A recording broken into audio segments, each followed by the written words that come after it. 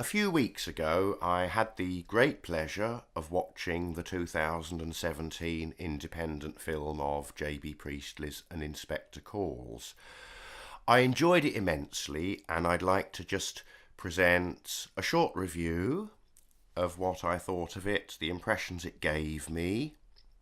It's only going to be audio, I'm afraid. I haven't set up any cameras.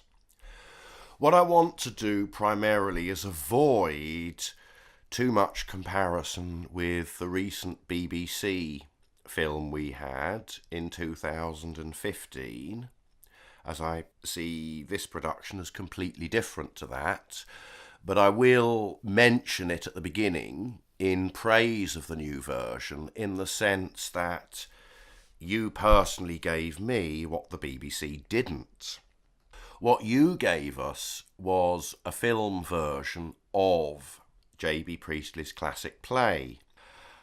The first injustice perhaps you did was in the credits you described it as a film based on the play. And I would say what you gave us was a film of the play. The BBC gave us a film based on the play, where they had to use flashback filmings, different locations, etc., etc. It got great reviews, which were probably well deserved for what it was. But I'd hoped to see a film of the family in one location, as the original play was intended. I rather naively expected that, but I would think the BBC's response would be, oh, we just couldn't do that these days, nobody would watch it, we might have been able to do that in the 1970s, blah, blah, blah, as the BBC love to make excuses like that, just assuming that nobody's going to watch something unless it's incredibly fast-paced, 1,000,001 locations, cameras that don't stay still for more than 0.5 of a second, etc., etc. You bravely gave us a film of the play. And I think what you were intending was to make that using a modern style of acting, or a cinematic style of acting, or at the very least, not using a theatrical style of acting, relying on voice projection, large gestures, etc., etc. And I believe you succeeded in that extremely well. And I was able to sit through the entire film and really got a lot of pleasure from it. In fact, I've watched it more than once. I like the fact that you stuck largely to the original script. Again, the BBC, for some reason, had to re-script everything, which I don't understand why, when it was still set in the correct period. Even the bits that they did have set in the living room with the family were largely re-scripted. No need for that at all, in my opinion. You stuck largely to the original script, and I'm very pleased that you did. There are a few extra little things you put in. I quite liked Mrs. Burling's little Eric, I don't want you getting drunk tonight. I thought that was absolutely fine, that fitted. The extra scene with Eric on his own in the bedroom, I don't know what to say about that. I didn't dislike it, is all I can say. I'm not quite sure what it was meant to achieve, but there was nothing wrong with it. I couldn't help thinking it was there just to perhaps break up the film into two halves. It felt like an intermission, an ad break that wasn't an ad break, maybe. It felt a little bit like that. Maybe you just thought people would be too fed up with seeing the same room and you wanted to show the house was a little bit bigger than that. I don't think the scene was totally necessary, but I don't think it did anything dreadfully wrong either. I enjoyed all the casting. I think there's been other reviewers here that have been a little bit hard on the casting of Arthur Burling. I believe he was the director or producer's father or something like that. I didn't think his acting was nearly as bad as other people on YouTube have suggested. I would say he wasn't the best piece of casting in the sense, and I don't think you'll mind me saying this, I thought he was just a little bit too young to be playing Arthur Burling. That was my only issue with him. I think he could have quite easily played Gerald Croft. He didn't look quite old enough to be Sheila's father. But then, hey, I'm not so good with details as a visually impaired person. That was the only thing that I don't think it was the world's best piece of casting, but I'm not going to criticise his acting as much as other people. All the others, I think, were very good indeed and very well cast. Now, most of my criticisms, which I hope are constructive, are going to largely be technical ones. I am actually a videographer myself. I specialise in filming live stage shows, really, and I did have the great pleasure of filming an Inspector Calls with an amateur group, but I think they did a fantastic production. So I'm very familiar with the play. The first criticism I had, or the main criticism, not actually the very first one, that'll come in a minute. The main criticism I had, whilst I know what you were trying to achieve, was your focal depth. You were desperate to keep the focus on the person in question, the person talking, the person that at least was being concentrated on, which is perfectly normal technique. I expect you wanted it to look like you had a cameraman that knew what he was doing and weren't just running around shooting everything on auto. Nothing wrong with that whatsoever. Oh, but I feel you overdid it in some of the close-up shots where the background is just so out of focus. You know, that you noticed it. You see, it is a technique, but it's not something I think a viewer's supposed to notice. And I spent the whole time thinking, oh, I wish I could get a good look at that painting, because I think it might be really nice. I would have done it a little bit more subtly than that, in the kind of slightly larger shots with, say, 3 people waist upwards. It's not so bad, and that level was okay. But on some of the close-ups, the background was just too much out of focus for me for too much of the time. And what I loved about the behind-the-scenes documentary was I felt, well, wow, now I've got a good chance to have a better look at it. There's a place for it. That technique is there for a reason. And I'm not suggesting you shouldn't have used it, but I think you overdid it a little bit too much. And again, the focus shifted far too quickly to make it noticeable. When one person had finished talking and another person started in the same shot, and you shift the focus from one to the other.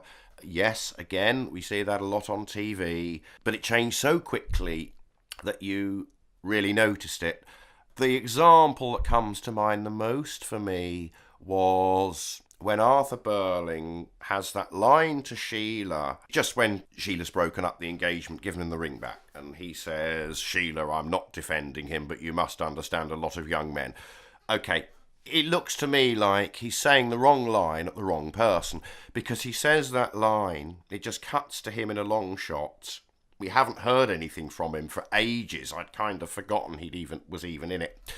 We just cut to him as a long shot, and he says that line, and he kind of melts into nothingness with such a quick focus change. And I can't help thinking that his line was actually directed at the Starship Enterprise, and what he meant to say was beam me up.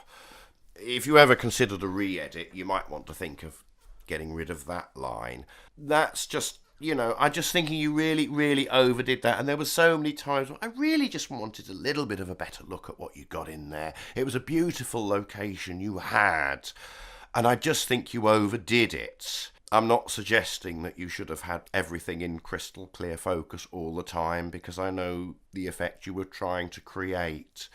So that's a visual criticism that I would have with it. I would also say my first visual criticism was it did take a little bit too long at the beginning of the play to actually fade into anything. I was beginning to think, was there something wrong with the YouTube channel, or was it actually just a radio play? If you'd wanted that long of blank, I would have just, if it was essential and you wanted it, I would have faded in a bit sooner. But if you wanted that, I would have perhaps put a few credits at the beginning, as movies really do. You could have had director, assistant producer, assistant associate, all that, and just filled that up, and then at least we'd have known the film was coming. But it was a little bit too long blank there. What else can I say?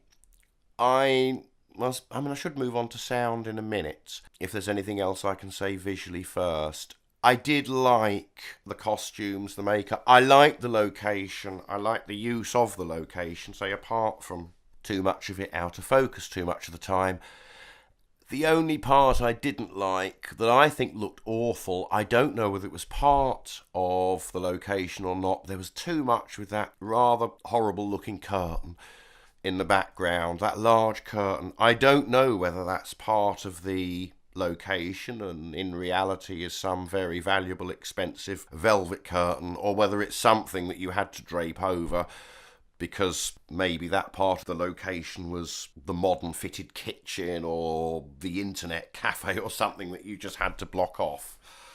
I would have tried to avoid that wall, if we can call it. There was a bit too much of that curtain. I don't think it looked very nice. It didn't seem to fit in with the rest of the location. And quite frankly, that's the thing. I wouldn't have minded if that had been a little bit more out of focus. That's the one thing I saw a little bit too much of, was that dreadful curtain. If I move on to sound, the sound was largely very good. And I particularly like your use of the incidental music. That was spot on. I think it was a great score, and we didn't have too much of it, and the gain was never too high.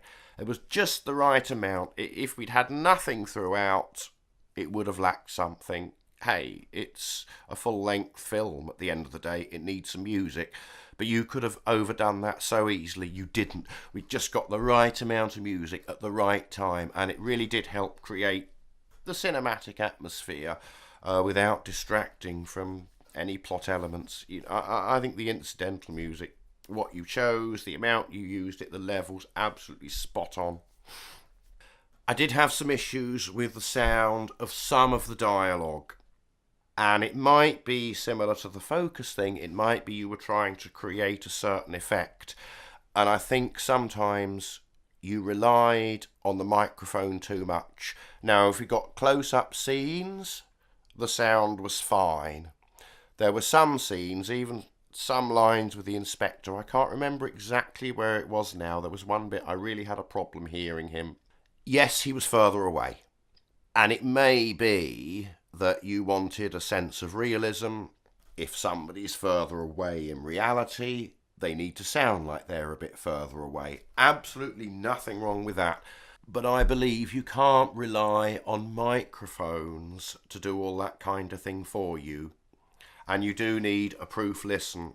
And I think any line that's more than a few feet away from the boom might be fine, it might not. But any line like that, you really ought to take a close-up and record that dialogue as well.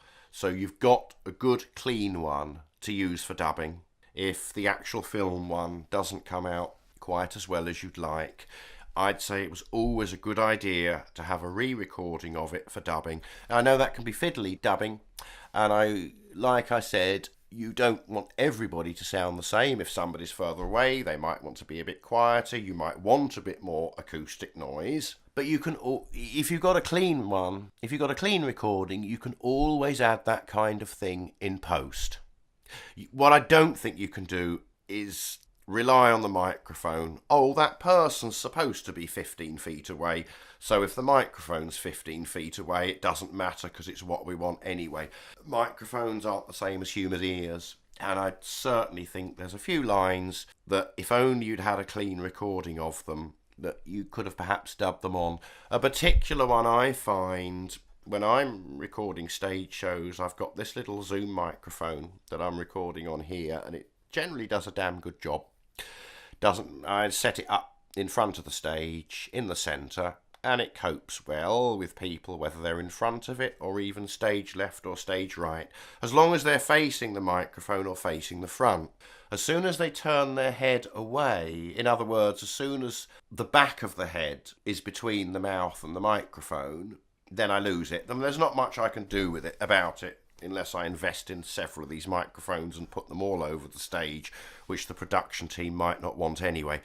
There were times when people turned their head and you couldn't hear it. And again, that didn't come across, that maybe you thought, well, that's added realism. But microphones pick up these little differences too much. I'm a great fan of Big Finish, who produce audio drama, mostly Doctor Who, original Doctor Who stories on audios with a lot of the old actors that used to play Doctor Who years ago, blah, blah, blah. Maybe it's an unfair comparison. They're specifically recording audio drama with professional actors, but I will tell you this. They record absolutely every line of everybody with absolutely clear sound in a single booth. Now, I'm not saying you should have done that for the whole play, but I'm just saying that's what they do, and whatever they want is added post. If they want the sound of somebody calling across a windswept desert from 500 yards away, "Doctor, I'm over here," that's all done in post. They start everything with a clear sound and, identical recording from everybody. And I'm not saying you should have done that, because most of it was fine. But some of the lines far away, the microphone just couldn't quite do it. And there probably was, and when you start off like that, there's only so much you can do in post to correct that. It's much easier to start with a clear recording and add a bit of distortion, add a bit of reverb, reduce a bit of gain, play around with a panning if it's a stereo sound. And it's worth having that as a backup. And I did struggle with the sound in some places, which is a little bit of a shame, though the majority of it was absolutely beautiful.